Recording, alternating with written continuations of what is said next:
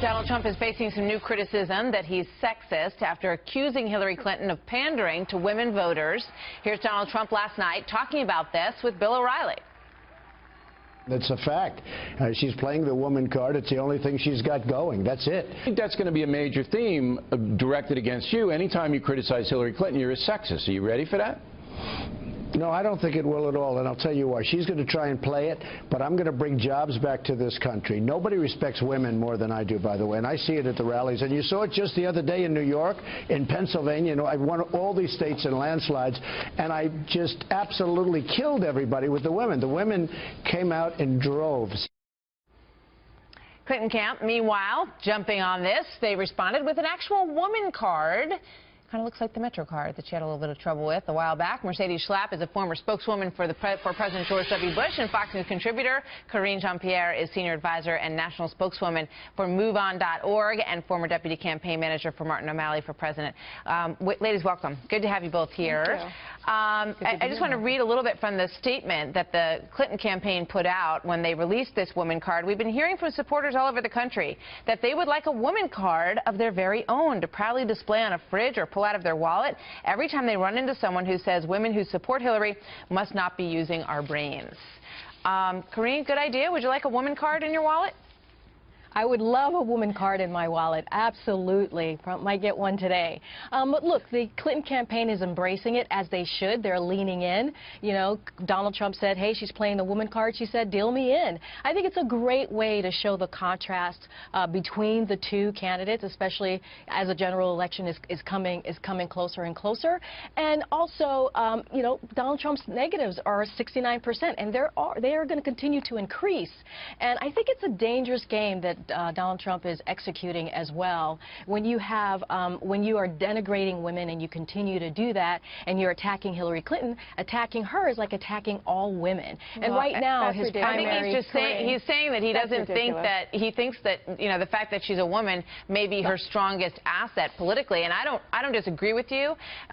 That they're going back to that well again, because the war on women was very, very helpful to the Democratic Party in 2012. But I just wonder, Mercedes, as you deal with, younger women now, and you look at the population out there, I think some people look at this woman card and say, why do I need a woman card? I mean, I'm a person, I'm a voter. There's a lot of things I am, but I certainly don't need to carry a woman card.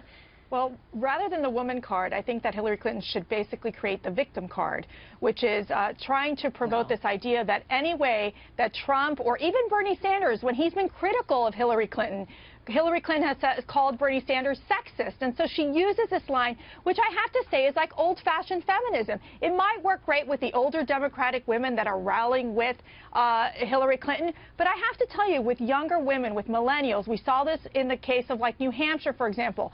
They supported Bernie Sanders over Hillary Clinton. Why? Because that gender card, that old-fashioned feminism, doesn't necessarily work with these younger women. And so I just think that that woman card is just such a gimmick. It's a pathetic gimmick, and it just doesn't work. I do wonder, Karine, if it resonates, because, I think that I think it would be a stronger message for Hillary Clinton to say, don't vote for me because I'm a woman. Vote for me because I'm absolutely the best person for the job. I think that's the frame of mind that women are in today. They don't want to be treated especially or differently or carry a little pink card in their wallet to prove that they're smart, to prove that they're important.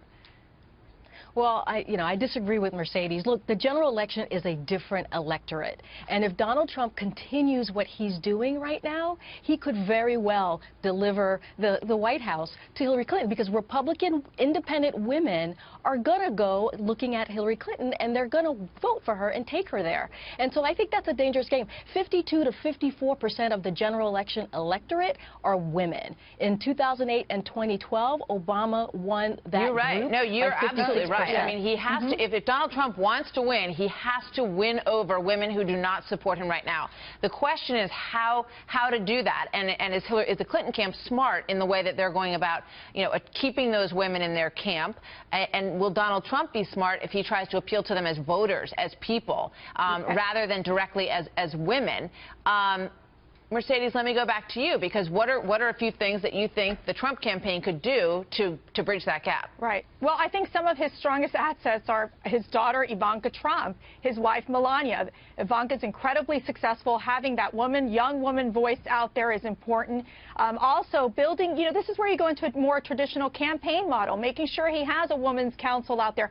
A woman VP pick could be powerful, like a Governor Haley, who's incredibly impressive. So this is where Trump has to have the opportunity to actually soften his rhetoric. I've talked to my suburban moms, Martha, I'm sure you do the same thing, and they're like, well, and these are center-right women, a lot of them, and they worry about sort of the straight talk, tough rhetoric that Trump, shows. But at the same time, they also are looking to see, well, if he just softens a little bit, is able to talk about the economy and national security, these issues, in a way that works and talks to women, I think he could change those numbers. Remember, both Clinton and Trump have high unfavorables with women. Trump's numbers are higher, but Clinton also has a scandal-ridden record, which I think also could impact her negatively. Corinne, last thought. Well, look, when Republicans attack Hillary Clinton, it never goes well, and we've seen that. It backfires. And I think women should not be bashed by Donald Trump. And so therefore, we need to make sure that stops. That stops. All right, we'll see what he does. It's going to be interesting, because they're both going to have to win over to the women's vote. As you guys point out, it is a powerful force in the electorate, to be sure. Corinne and Mercedes, thank you. Great to see you both. Thank you.